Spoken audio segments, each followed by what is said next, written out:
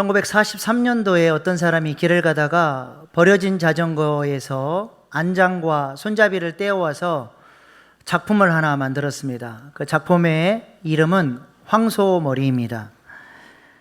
그냥 버려진 자전거의 안장과 손잡이만 간단하게 연결을 했는데, 놀랍게도 저 작품은 런던의 한 경매장에서 무려 약 300억 원에 낙찰이 되었습니다. 이것을 만든 작가가 누구일까요? 바로 그 유명한 피카소입니다. 누가 만졌느냐, 누가 연결시켰느냐, 그게 중요한 것이죠. 우리도 죄로 말미암아 망가져버린 인생이었지만 우리 주님이 찾아오셔서 우리를 만져주셨습니다. 그래서 사도 바울은 우리가 존귀한 작품이라고 이야기를 합니다. 에베소서 2장 10절 말씀입니다.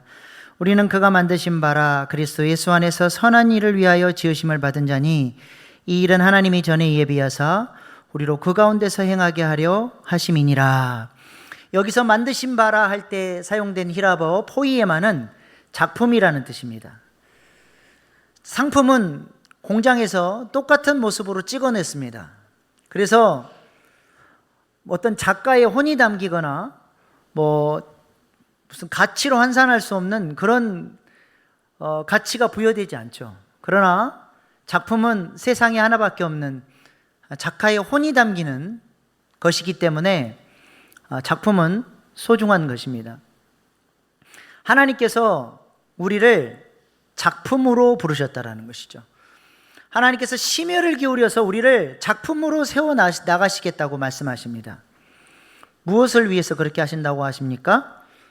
선한 일을 위해서. 하나님은 우리를 기필코 작품으로 세워서 선한 일에 우리를 쓰시기를 원하신다는 것입니다. 그렇다면 선한 일이 무엇입니까? 우리는 선한 일 그러면 쉽게 착한 일이라고 생각을 합니다. 그러나 성경이 말하는 선은 창세기 1장에서 우리가 살펴봤던 것처럼 하나님 보시기에 좋다 말씀하셨을 때 그 좋다가 영어로 good, 바로 선이죠. 하나님이 우리를 선한 일에 사용하신다라는 말은 망가져버린 이 세상을 다시 하나님 보시기에 좋은 세상으로 만드시는 일에 우리를 쓰시겠다라는 거예요. 그것이 바로 선한 일입니다. 우리를 통해서 구속사를 이뤄 가시겠다라는 것이죠. 잃어버린 영혼들을 회복시키고 이 땅에 하나님이 통치하시는 하나님 나라를 세우는 일, 예수님이 이 땅에 계셨더라면 하셨을 그 일을 바로 우리를 통해서, 우리를 작품으로 훈련시켜서 그 일을 하시겠다고 하는 것이 하나님의 소원입니다. 오늘 우리가 읽은 본문 말씀의 아브라함도 바벨론 땅에서 버려진 자전거처럼 아무 쓸모없이 죄와 허물로 죽은 자여 본질상 진노의 자녀였습니다. 바벨론의 지배 아래서 바벨론의 질서를 따라 우상 숭배하며 살던 그를 하나님이 선택하시고 불러내시고 그를 의롭다 하시고 훈련시키셔서 작품으로 세워나가신 것입니다. 그리고 마침내 오늘 본문 말씀에 누가 태어납니까? 이삭이 태어난 거예요. 하나님은 앞으로 이삭을 통해서 이 땅 가운데 하나님의 구속사의 역사를 이뤄 가실 것입니다. 구속사를 위한 작품으로 하나님께서 아브라함을 세우셨다라고 하는 것입니다. 하나님께서 아브라함을 이렇게 작품으로 세우시기까지 어떤 훈련을 하셨는지 오늘 말씀을 좀 살펴보면서 우리도 작품으로 세우시기를 원하시는 하나님, 우리를 향한 그 하나님의 소원을 우리가 깨달을 수 있는 시간 되기를 소망합니다. 첫 번째로 아브라함은 힘 빼는 훈련을 받았습니다. 19세기 미국의 어떤 그 순회 설교자가 교회를 이렇게 돌아다니면서 사역을 하셨습니다. 하루는 오전에 이 교회에서 집회를 마치고 오후 3시쯤에는 배를 타야 강을 건너서 다음 교회 저녁 집회를 인도할 수 있는 그런 일정이었습니다. 그런데 은혜가 오전 집회에 크게 임해서 생각보다 예배 시간이 길어졌습니다. 자칫 잘못하면 셋이 배를 놓치게 생겼어요. 그래서 말을 빌려가지고 있는 힘껏 최선을 다해서 선착장으로 달려갔습니다. 거의 선착장이 다가와 가는데 벌써 배가 한 3m쯤 멀어져 있는 거예요. 큰일 났다. 하나님, 제가 저 배를 타지 않으면 오늘 저녁 집회는 빵꾸입니다. 하나님, 제가 있는 힘껏 한번 뛰어볼 테니까 제 다리에 초자연적인 능력을 주셔서 제가 배 위로 점프할 수 있도록 도와주십시오 하고는 있는 힘껏 달려가서 점프를 했습니다. 어떻게 됐을까요? 물에 퐁당 빠져버렸습니다. 허우적거리고 있는데 배에 있던 사람들이 내려다보면서 한심스럽다는 듯이 이야기를 합니다. 아니, 뭔 놈의 성질이 그렇게 급해가지고 배가 들어오고 있는데 좀만 참으면 되지, 그것을 점프를 해가지고 물에 빠졌다고 사람들이 한심스럽다 이 얘기를 하는 거예요. 사실 그 배는 떠나는 배가 아니라 이제 막 선착장으로 들어오는 배였던 것입니다. 너무 이 목사님이 성격이 급해가지고 앞뒤도 안 돌아보고 그냥 점프부터 한 것이죠. 우리도 이런 실수를 할 때가 참 많습니다. 하나님께 기도하고 주님이 일하실 수 있도록 잠잠히 하나님의 역사를 바라보며 인내할 수 있어야 되는데 내 성질대로, 내 원하는 대로 빨리빨리 역사해 주기를 원하는 것이죠. 내 방식대로가 안 되면 어때요? 하나님의 일도 자기 방식대로, 자기 성질대로 해결하려고 한다라고 하는 것입니다. 우리가 계속 아브라함에 대해서 살펴보고 있는데 하나님께서 아브라함을 왜 오랜 시간 훈련시켰습니까? 그 훈련의 시간들을 통해서 아브라함의 힘 빼는 작업을 하는 거예요. 하나님, 제가 아니라 주님입니다. 이 고백이 나오기까지 하나님은 아브라함을 낮추시고 또 낮추시고 온전히 하나님의 은혜로만 열매가 그의 삶 가운데 나타날 수 있도록 하나님을 온전히 의지하는 사람이 되도록 하나님의 아브라함을 훈련시키신 것입니다. 아브라함이 평생에 씨름한 것이 무엇입니까? 이삭이냐 이스마엘이냐, 이 싸움을 한 거예요. 사도 바울은 이 이삭과 이스마엘에 대해서 이렇게 해석합니다. 갈라디아 4장 22절로 23절 말씀입니다. 기록된 바 아브라함에게 두 아들이 있으니 하나는 여종에게서 하나는 자유 있는 여자에게서 났다 하였으며 여종에게서는 육체를 따라 났고 자유 있는 여자에게서는 약속으로 말미암았느니라. 육체의 힘을 따라서 이스마엘을 낳았고 은혜와 약속을 따라서 이삭을 낳았다라는 것이죠.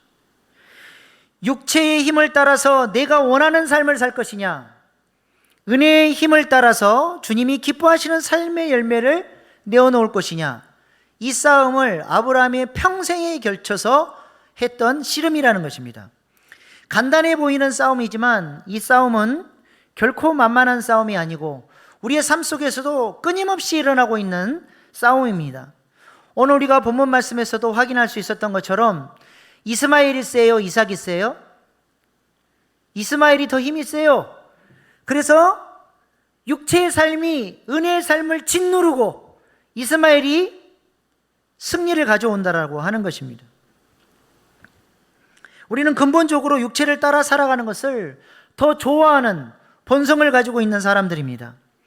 그래서 은혜를 따라서 주님이 원하시는 열매를 내어놓기가 참으로 힘들어요. 그래서 힘 빼는 훈련, 하나님을 의지하는 훈련을 하지 않으면 우리의 삶 속에 하나님이 원하시는 열매를 내어놓기가 힘이 든다라고 하는 것입니다. 그래서 하나님은 죽는 것을 좋아하세요. 마음껏 하나님이 우리를 쓰실 수 있도록 우리가 자꾸 죽어나가는 것을 하나님이 원하십니다. 그래서 이스라엘 백성들 하나님이 여호와의 군대로 쓰시기 위해서 홍해에서 그들을 수장시키고 광야에서 그들을 훈련을 통해서 죽이는 거예요. 안 죽으니까 40년이 걸려도 하나님 포기하지 않습니다. 네가 죽어야 내가 쓴다. 너 그 옛 성질, 죄를 사랑하는 그 옛 모습, 그거 죽일 때까지 나 너 포기 안 해요.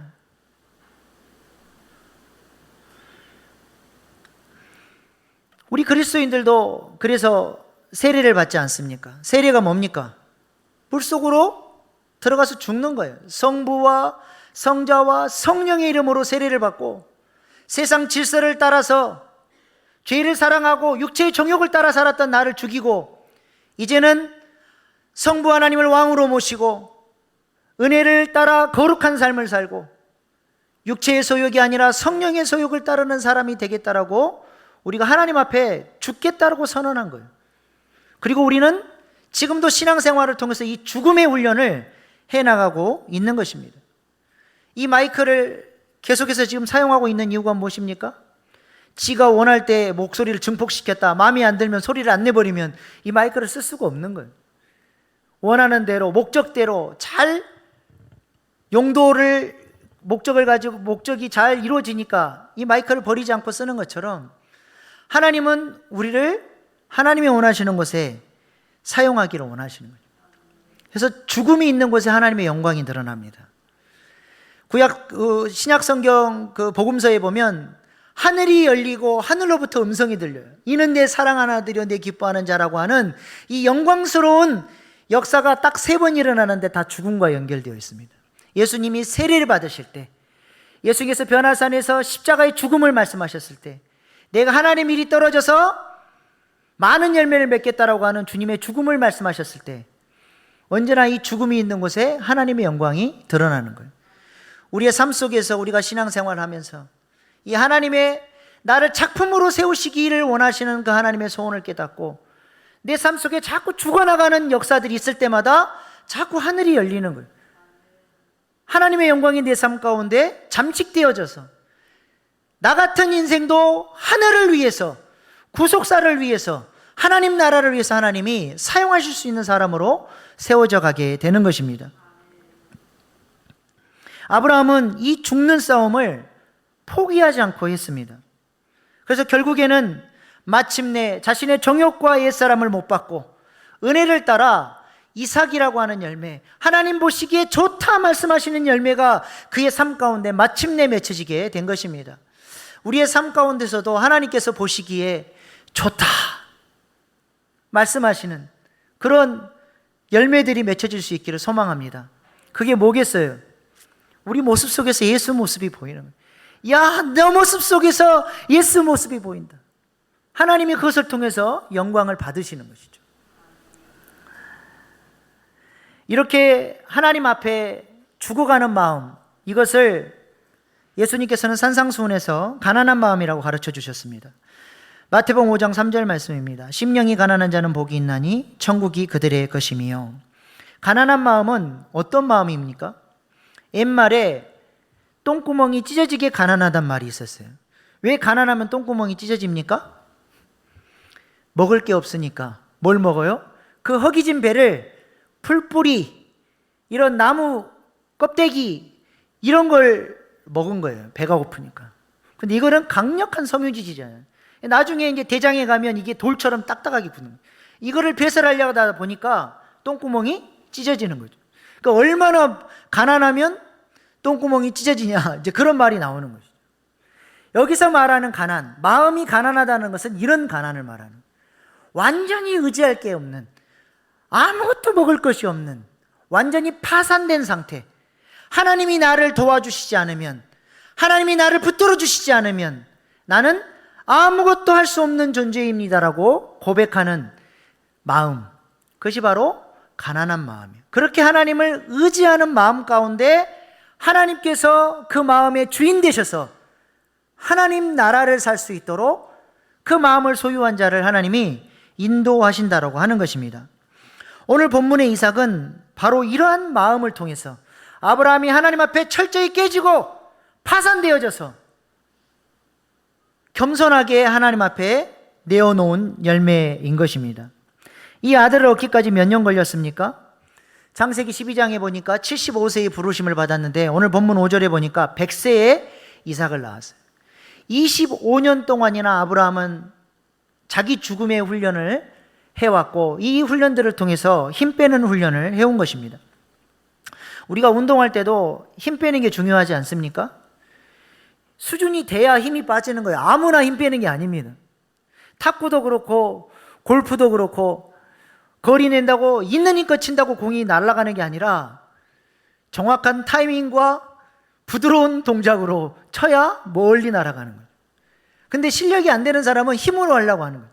이 힘 빼는 게 쉽지 않습니다. 우리의 신앙생활도 마찬가지죠. 자꾸 내 힘으로 살라 그래요.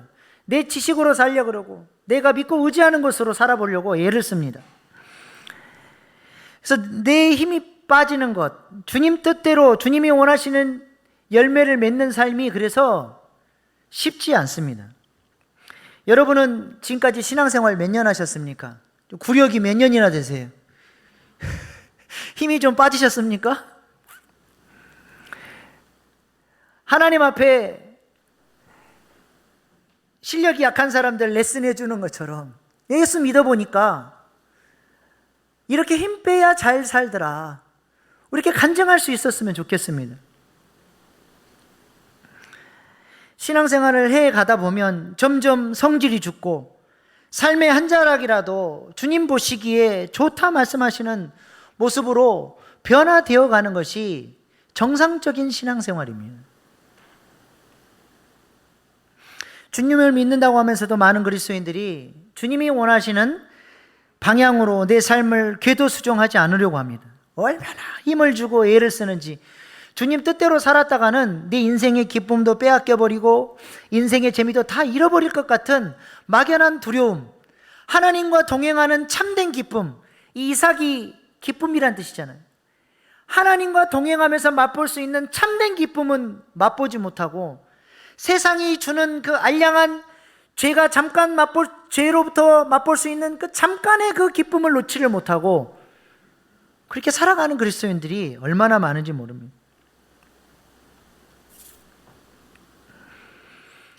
아브라함도 75세에 약속을 받았는데 100세에 아들을 낳았으니 25년이나 이 싸움을 하는데 중간에 몇 번 넘어졌어요.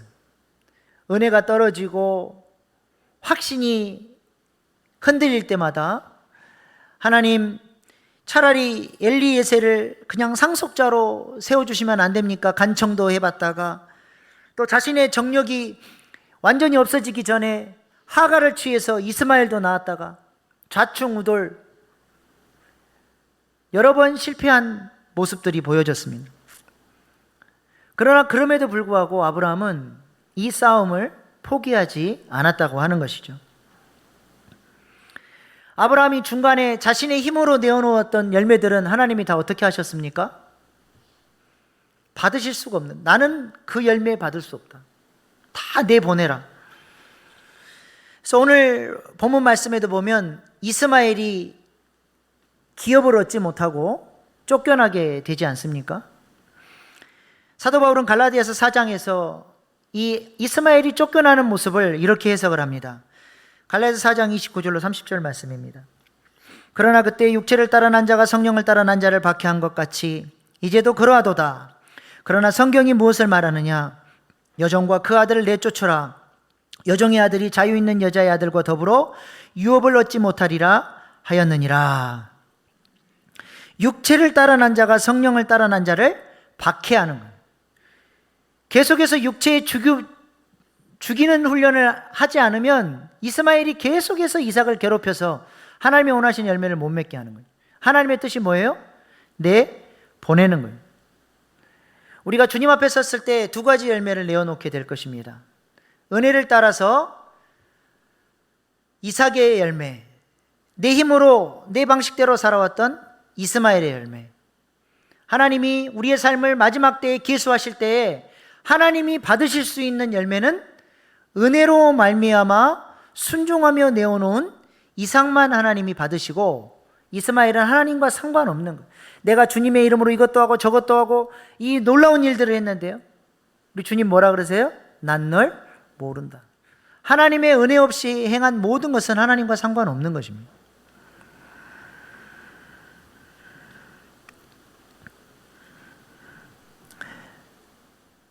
실제로 우리의 모습을 한번 돌아보십시오. 이삭이 셉니까? 이스마엘이 셉니까? 똑같은 교회 일인데 처음에는 은혜 힘으로 기쁨으로 주의 일을 감당하다가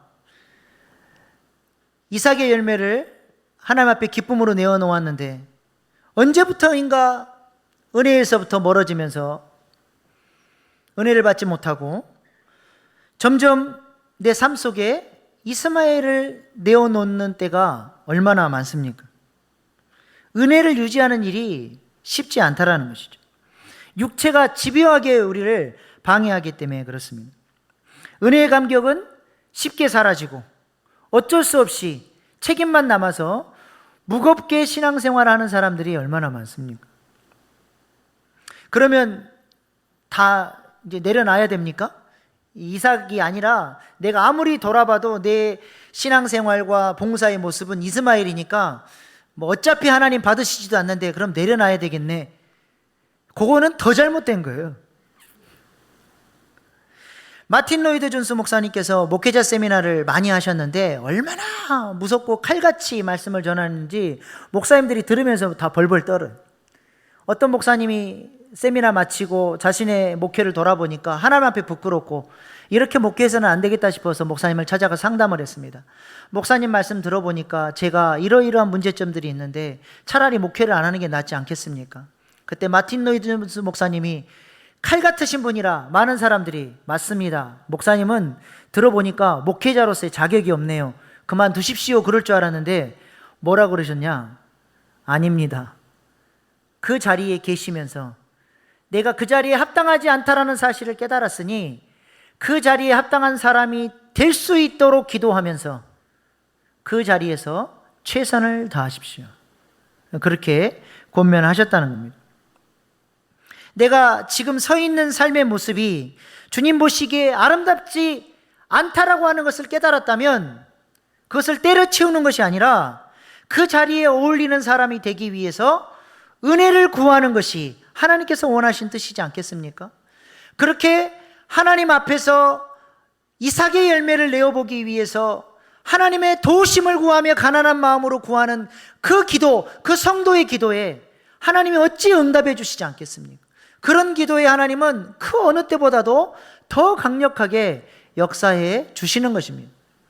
우리는 언제나 연약한 존재인 것을 깨닫고 육체가 은혜의 삶을 훨씬 더 강력하게 끌고 갈 수 있다는 사실을 늘 겸손히 인정하며 날마다 그 은혜를 구하는 사람들이 되어야 하는 것입니다. 그렇게 육체와 싸워나갈 때 그것이 바로 힘 빼는 훈련을 하는 것이죠. 제가 예전에 섬겼던 교회의 한 권사님이 신방을 갔다가 간증을 들었는데 속아서 결혼했습니다. 총각인 줄 알고 남편을 만났는데 한 3년 살고 이제 안 도망갈 것 같으니까 갑자기 어느 날 애를 하나 데리고 온 거예요. 사실은 자기가 재혼이었고 이 아들은 내 아들이니까 앞으로 당신 아들로 알고 사랑으로 키우라고 데리고 온 것이죠. 얼마나 황당합니까? 처음에는 상처가 되고 그 아이가 너무 믿고 나를 속인 남편이 그냥 쥐 뜯어버려도 속이 시원치 않은 그런 막 마음 때문에 막 마음에 분노가 올라왔어요. 근데 기도를 하는데 이분이 그래도 하나님의 사람, 하나님께서 말씀하시는 거예요. 나는 네가 그 아이를 사랑해 주기를 원한다. 네가 그 아이를 아들로 받아주기를 원한다. 하나님께서 그 마음을 주신 거예요. 그리고 육체의 생각은 어때요? 믿고 짜증나고 그냥 학대해버리고 싶은 그 마음이 있지만 하나님이 주신 마음 때문에 이분이 그 아이를 사랑하기 위해서 아버지의 사랑을 구하면서 계속 싸웁니다. 그분의 고백이 10년 걸렸대요. 마음으로 그 아이를 온전히 받아들이기까지 10년 동안을 쉬지 않고 하나님 앞에 은혜를 구하고 또 사랑을 구하고 그 아이를 사랑하기 위해서 육체와 싸우는 훈련을 10년간 했더니 어느 순간 그 아이를 진심으로 사랑하는 엄마가 됐다라고 하는 고백을 들은 적이 있습니다. 여러분 안에 이러한 육체와의 싸움이 있습니까? 하나님 말씀대로 살아보기 위해서 주님이 내게 기대하시는 삶의 열매를 내어놓기 위해서 어떤 싸움을 하고 계십니까? 우리의 힘이 빠지고 내가 아니라 주님입니다. 주님이 원하시는 열매를 내어놓기 위해서 그렇게 주님 앞에 우리의 육체들을 내려놓고 날마다 주님 원하시는 길로 나아가는 저와 여러분 될 수 있기를 간절히 소망합니다. 두 번째로 아브라함은 믿음으로 사는 훈련을 받았습니다. 오늘 본문 1절 2절 말씀입니다. 여호와께서 말씀하신 대로 사라를 돌보셨고 여호와께서 말씀하신 대로 사라에게 행하셨으므로 사라가 임신하고 하나님의 말씀하신 시기가 되어 노년의 아브라함에게 아들을 낳으니, 꿈에도 그리던 아들이 태어났습니다. 그런데 아브라함이 이삭을 낳았다가 아니라 뭐가 계속 반복돼요? 하나님이 말씀하신 대로, 여호와께서 말씀하신 대로 돌보셨고 행하셨고 여호와께서 말씀하신 시기가 되어 이삭이 태어났다라고 하는 것입니다. 이 짧은 구절 안에 하나님께서 말씀하신 대로라는 문구가 3번 연속 반복이 됩니다. 무슨 말입니까? 하나님은 약속을 지키시는 분이라는 거예요. 오늘 본문에 보면 이삭이 태어난 것과 대비돼서 아브라함과 사라는 아이를 낳을 수 없는 조건이 반복적으로 드러납니다. 아브라함이 나이 많았고 100세가 됐고 사라는 올갱이 끊어졌고 아무런 소망이 없는 그들의 가정 가운데 하나님께서 약속하셨더니, 하나님의 말씀에 선포가 있었더니 놀라운 약속의 자녀가 태어났다라고 하는 것을 오늘 본문은 선포하고 있습니다. 아브라함은 이 하나님을 믿었습니다. 약속을 이루어 주신 하나님을 믿고 의지함으로써 마침내 약속을 얻게 된 것이죠. 이 약속을 받고 나서 아브라함의 마음 가운데는 더 큰 확신이 생겼습니다. 기도하는 사람은 더 기도합니다. 말씀을 통해서 하나님의 인도를 받아본 사람은 그 기쁨을 알기 때문에 그 약속의 말씀을 붙들고 전진하는 삶을 살게 되는 것이죠. 아브라함도 마찬가지. 하나님께서 약속하셨던 것을 하나님이 이루어 주시니까 이 약속을 이루어 주셨던 하나님은 앞으로도 신실하게 다른 약속도 이루어 주실 것이라고 하는 믿음이 생긴 거예요. 지금 아브라함의 눈앞에는 약속으로 주신 이삭, 피덩이 아이밖에 없지만 이 아이 너머에 아브라함의 믿음의 눈은 어디까지 바라보고 있습니까? 하나님이 이삭을 주시면서 무엇을 약속하셨어요? 이 의의 생명이 생육하고 번성하고 충만해져서 큰 민족을 이루고 이 민족이 이 땅을 정복하고 다스려서 하나님이 통치하시는 나라, 이 가나안 땅을 하나님이 원하시는 나라로 세우시겠다고 하신 그 약속을 아브라함은 지금 핏덩이 이삭을 통해서 이미 그것을 내다보고 있는 믿음을 가질 수가 있었던 것입니다. 이러한 믿음을 갖고 있으니까 하나님이 요청하시는 것에 대해서 믿음으로 응답하는 모습을 우리가 오늘 본문 말씀에서 확인할 수 있습니다. 하나님께서 아브라함에게 뭘 요청하셨습니까? 이스마엘의 문제를 믿음으로 응답하기를 하나님이 원하십니다. 이스마엘이 자라서 이삭을 희롱하다가 사라에게 걸렸어요. 감히 어떤 아들이라고 귀한 아들을, 사라가 눈이 뒤집혀서 이스마엘 쫓아내라고 이제 난리가 난 거예요. 아브라함의 성품상 하갈과 이스마엘을 쫓아낼 수 없습니다. 광야로 물만, 가죽 부대에 물 채워서 그냥 내보내는 것은 나가서 죽으라는 거예요. 이것은 인간적으로도 말이 안 되고 감정적으로도 아브라함이 절대로 용납할 수 없는 그런 문제죠. 그런데 하나님이 그것을 하라는 겁니다. 사라의 말대로 이스마엘을 내보내라는 거예요. 오늘 본문 12절 13절 말씀입니다. 하나님이 아브라함에게 이르시되 내 아이나 내 여종으로 말미암아 근심하지 말고 사라가 내게 이른 말을 다 들으라. 이삭에서 나는 자라야 내 씨라 부를 것임이니라. 그러나 여종의 아들도 내 씨니 내가 그로 한 민족을 이루게 하리라 하신지라. 내 생각과 다르고 내 감정적으로는 도저히 이렇게 하면 안 돼요. 이거는 불합리한 일이에요. 그런데 하나님이 하라고 말씀하십니다. 근데 아브라함이 순종했습니다. 거의 그냥 죽으라고 광야로 내보낸 것과 마찬가지예요. 아브라함이 이렇게 순종할 수 있었던 비결이 뭐예요? 이삭을 자신에게 주셨던 그 신실하신 하나님이 약속을 지키신 그 하나님이 이스마엘에 대해서도 약속하신 그대로 지켜줄 것이라고 하는 믿음이 있었기 때문에 그렇습니다.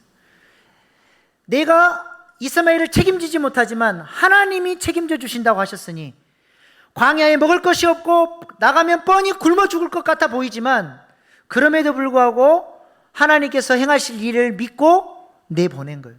하나님은 아브라함 믿음대로 이스마엘을 살려주셨고 이스마엘에 복을 주셔서 큰 민족을 이루고 약속하신 그대로 이스마엘이 복을 받도록 그렇게 역사를 해 주셨다는 것입니다. 또 다음 장에 가서 살펴보겠지만, 하나님이 이삭을 제물로 바치라고 말씀하셨을 때 아브라함이 어떻게 행동합니까? 아니, 그 귀한 아들을 제물로 바치라는 거예요. 히브리서 11장 17절로 19절 말씀입니다. 아브라함은 시험 받을 때의 믿음으로 이삭을 드렸으니 그는 약속들을 받은 자로 돼 그 외아들을 드렸느니라. 그에게 이미 말씀하시기를 내 자손이 칭할 자는 이삭으로 말미암았으리라 하셨으니 그가 하나님이 능히 이삭을 죽은 자 가운데서 다시 살리신 줄로 생각한지라. 비유컨대 그를 죽은 자 가운데서 도로 받은 것이니라. 아멘. 히브리서 기자는 아브라함이 어떻게 이삭을 하나님이 바치라고 했을 때 바칠 수 있었느냐? 믿음 때문이라는 거예요. 어떤 믿음? 하나님이 분명히 이삭을 통해서 큰 민족을 이루겠다고 약속을 하셨으니까 하나님께서 다른 방법이 분명히 있을 것이다. 하나님의 선하심을 믿은 거예요.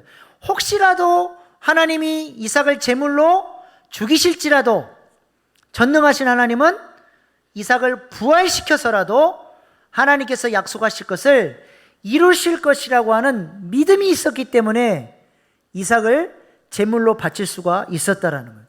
이러한 믿음이 어디서 나온 겁니까? 하루아침에 나오는 믿음이 아니에요. 내 생각과 환경은 아무것도 보이지 않는데 어떻게 이런 믿음이 담대하게 나올 수 있습니까? 하나님을 향한 신뢰, 하나님의 신실하심에 대한 신뢰가 그의 삶 가운데 25년간 훈련을 통해서 차곡차곡 쌓인 거예요. 자신은 죽고 하나님의 영광이 그의 삶 가운데 드러나면서 하나님의 그 전능하심을 바라보는 믿음들이 생겨나면서 그의 삶 가운데 믿을 수 없는 상황 속에서도 하나님을 믿고 의지하고 살아갈 수 있는 그런 믿음의 사람으로, 믿음의 실력자로 설 수 있게 된 것입니다. 하나님은 때때로 우리의 삶 가운데 이런 훈련들을 시키십니다. 하나님이 안 계신 것 같아요. 감정적으로 하나님이 나를 버리신 것 같고 내 기도에 응답하시지 않는 것 같고 우리 가정 가운데 하나님은 역사하시지 않는 것 같고 멀게만 느껴지는 그 하나님께서 그럴 때라도 너는 나를 신뢰하느냐? 그럴 때도 너희는 나를 믿고 의지하겠느냐? 그때에도 너는 기도하겠느냐? 하나님이 물으시는 것입니다. 제가 몸이 좀 약합니다. 지난 2주 동안 또 코로나 때문에도 참 고생을 했는데 어릴 때부터 몸이 약해가지고 저희 부모님에게 늘 기도 제목이었고 걱정거리였습니다. 제가 초등학교 6학년 때는 진짜 심각한 병에 걸렸어요. 걷지를 못했습니다. 두세 걸음 걸으면 한참 뛰어다녀도 지치지 않을 그 나이에 노인처럼 몇 걸음 걷다가 돌에 앉아서 쉬었다가 해야 돼요. 호흡이 가빠서 걸을 수가 없는 거예요. 그러니까 뛰는 것은 아예 상상도 못하고 걷는 것도 몇 걸음 걷다가 쉬어서 쉬엄쉬엄 가야 할 그런 몸의 상태였습니다. 저녁이 되면 약을 먹지 않으면 잠을 잘 수가 없었습니다. 똑바로 약을 먹어도 들어 누워서 잠을 못 자요. 벽에 몸을 기대고 앉아서 자야 됩니다. 어린 나이에 몸이 아파서 그 밤을 지샌다라고 하는 것, 밤이 얼마나 긴지 졸다가 눈 떠봐도 또 밤이고 졸다가 눈 떠봐도 또 밤이고. 지금이야 뭐 의료보험이 다 있지만 그때만 해도 의료보험이 없을 시절입니다. 저희 부모님이 개척하고 계셨을 때인데 병원에서 당장 입원시키라는데 뭔 돈이 있어서 입원을 시킵니까? 애를 데리고 돌아오니까 의사가 위아래로 훑어보면서 저희 부모님을 당신 부모 맞냐고, 애가 이주경이 됐는데도 입원을 안 시키냐고. 근데 뭐 비빌 언덕이 있어야 입원을 시키죠. 당시에 저희 부모님이 개척을 하고 계셨는데 교회에 이렇게 교회 재정을 노리고 들어온 사기꾼 때문에 교회가 재정으로 굉장히 큰 데미지를 입었고 여러 사람들이 배신하면서 저희 부모님이 이렇게 마음이 많이 힘든 때입니다. 근데 엎친 데 덮친 격으로 아들까지 아프게 된 거죠. 온 사방이 막히니까 뭐 하라는 사인이에요? 기도하라는 사인이죠. 기도밖에 없다. 그리고 이제 철야 기도를 작정하시고 기도를 하러 다니셨습니다. 기도를 하시면서 하나님께 저를 완전히 포기를 했어요. 하나님이 데려가시면 어쩔 수 없습니다. 그러나 살려주십시오.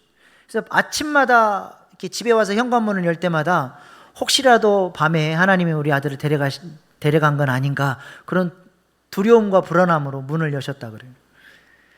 근데 상황이 기가 막히고 어려우니까 기도도 안 되고 한숨만 나오고 눈물만 나고, 그러다가 어느 날 하나님이 살아계시면 어쩌면 이럴 수 있는가, 진짜로 하나님 살아계신 거 맞는가, 하나님이 살아계시면 이럴 수 없다 싶은 생각이 확 드니까 앞에 눈물 흘리며 눈물이 떨어졌던 그 성경책을 집어가지고 강대상에 한번 집어 던져버린 적이, 하나님 진짜 살아계신 거 맞냐고. 그리고는 깜짝 놀래가지고 다시 성경책을 집어들고 하나님 죄송합니다, 이렇게 믿음이 없습니다, 밤새 철야 기도하면서 몸부림을 치는 거예요. 하나님이 사랑하시지 않는 것 같으니까, 내 기도에 응답하시지 않는 것 같으니까 100번이고 1000번이고 이것만 외쳤대요. 밤새도록. 사형리 제1원리. 하나님은 나를 사랑하시고 나를 향한 놀라운 계획을 가지고 계십니다. 믿어질 때까지 하나님은 강민이를 사랑하시고 강민이를 향한 놀라운 계획을 가지고 계십니다. 하나님은 우리 교회를 사랑하시고 우리 교회를 향한 놀라운 계획을 가지고 계십니다. 이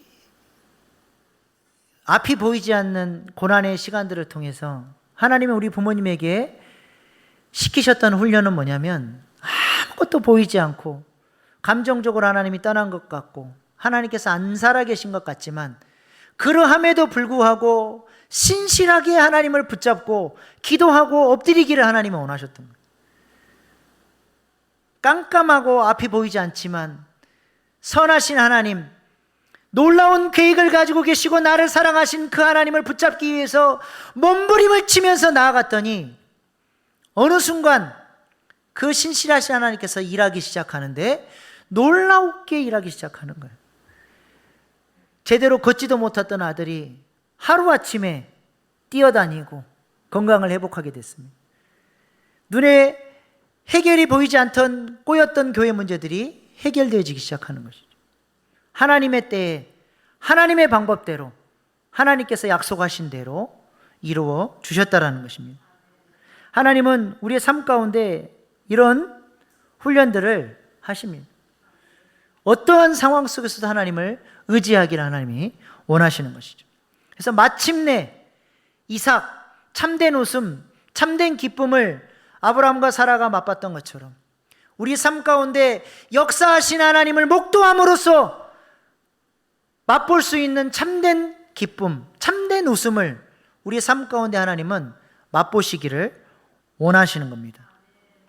우리의 삶 가운데 이러한 이 놀라운 하나님의 일하심을 볼 수 있는 저와 여러분 될 수 있기를 소망합니다.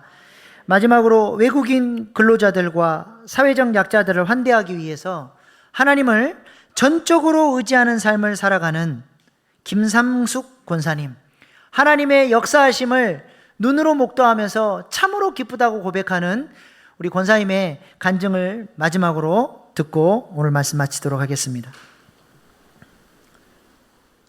그렇게 하다 보니까 거기에 어떻게 기도하면 이 모든 것이 응답이 되는지 전부 다 가이드라인이 있더라고요. 예수님 그렇게 기도하신 거예요. 그래서 그 감사 기도가 얼마나 큰 능력인가. 주님의 가르쳐 준 대로 기도하고 주님이 가르쳐 준 대로 전도하다 보면은 정말 놀라운 일들을 우리는 날마다 보고 있어요.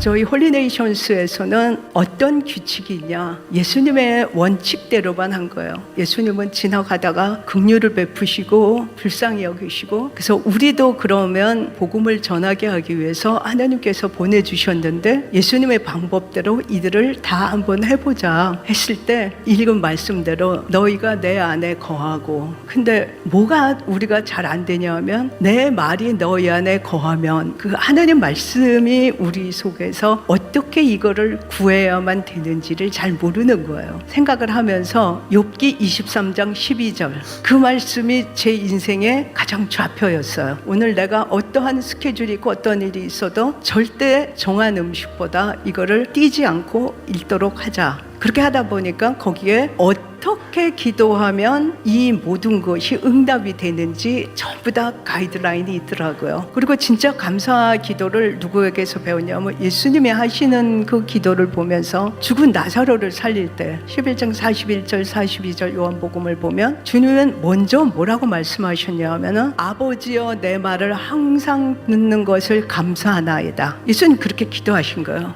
그래서 그 감사 기도가 얼마나 큰 능력인가. 주님의 가르쳐 준 대로 기도하고 주님이 가르쳐 준 대로 전도하다 보면은 정말 놀라운 일들을 우리는 날마다 보고 있어요. 20년 동안 주님이 행하신 일을 날마다 보는 즐거움으로 20년이 어떻게 갔는지도 모르고 힘든 것도 없고 날마다 주님이 하시는 거를 보면서 주님을 자랑하고 싶은 거예요. 그래서 저는 이 일을 하면서 제가 받은 특권 중에 하나가 뭐냐면 천사들의 행진을 날마다 보는 그 기쁨인 거예요. 너희에게 소원을 두고 행하게 하시는 그 하나님을 보는 건 거예요. 이 홀리네이션스라는 이거를 하기 위해서는 정말 여러 동력자가 필요하지 혼자서 아무것도 할 수가 없는 거예요. 우리가 필요하면 누구한테 기도하면 되죠? 하나님 한 분이면 족한 거예요. 정말 하나님이 하시는 거를 보면 너무너무 즐거운 거예요.